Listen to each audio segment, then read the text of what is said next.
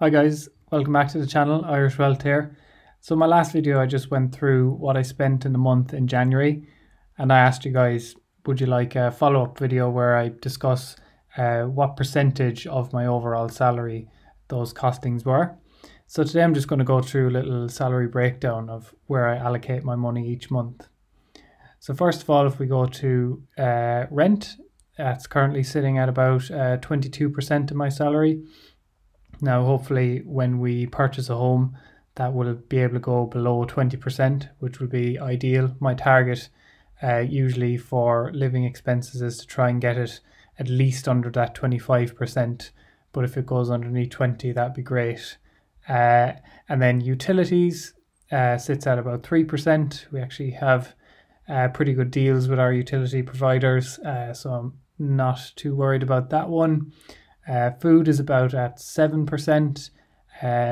You'll have seen from my previous video, I could probably cut back a little bit on food, maybe bring it towards the 5% or so, but that's all good.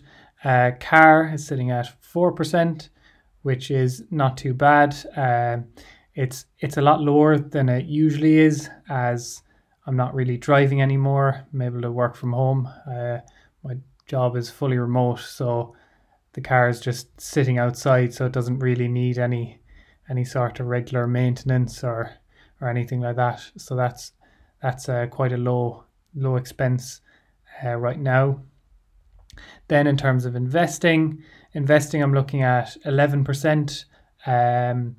January was a little bit higher than this, but my budget going forward is 11%, and I'll explain why in a little while. Giving is sitting at 2%. Usually every month myself and my partner will find some form of cause to give a little bit towards. There's always someone doing some sort of fundraising, so we like to budget a little bit of our salaries towards that. And then other sort of miscellaneous things like phone top up, car service if it's needed, and little things like that. Like to budget 4% for. So you'll see in total that 53% of my salary is spent on just the essentials of living, really. There's a few bits that I could cut back on, but essentially 50% of my salary is taken up by this, and that means that we have 47% of my salary saved. Sometimes it can go up as much as 55%, but in general it's about half of my take-home pay, which is great. And then how I divide that out at the minute for our goals is that the mortgage savings takes up 80% of that savings rate, and then 20% of it just goes towards an emergency fund. I'm a big believer in having an emergency fund, no matter what sort of goals you're hitting. It just gives you that peace of mind that you know that there's a fund there if anything were to go wrong, that it's money to fall back on. So I'm actually able to hit this 50% savings rate fairly comfortably at the minute, and taking into consideration the fact that I'm actually paying significantly more in rent than I will be on a mortgage payment.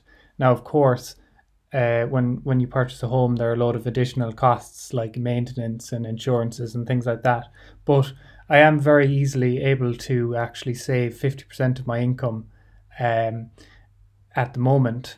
So if we jump on over to an investment calculator just for a little bit of fun, and say that we start with nothing, and after 30 years at a conservative 5%, and let's just say 50% of our income is €1,000 for argument's sake, and we contribute that every month, and we calculate that, you'll see that our end balance after 30 years is potentially €815,000 with just 360,000 invested.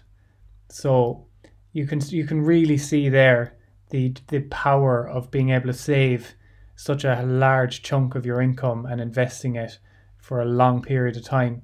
So that's kind of my goal, is to just be able to get my savings rate to that 50%. Some months it'll dip down to 40, even 30, but if I can try and target for that 50% over an extended period of time, I'll be looking at some significant returns. So that's the plan, is I've tried to build really good habits right now when I'm actually allocating more of my capital towards things that aren't actually producing value. But when I do purchase that home, that in itself will be an asset, and then I can actually put all of my existing income into investments then. So my investments should hopefully grow significantly. And in this example as well, I'm starting out with nothing, which obviously isn't the case, as I've been investing now for just under a year. So again, I'll have a good foundation to start with. So it's just interesting to see how powerful putting away just half of your income every month for an extended period of time, what difference that can make. And of course, you would hope that over the 30-year span that your income will be likely to increase. So if you enjoyed the video, give it a thumbs up, and if you're new here, please subscribe to the channel. There'll be plenty more content to follow. So thanks for watching, guys. See you in the next one.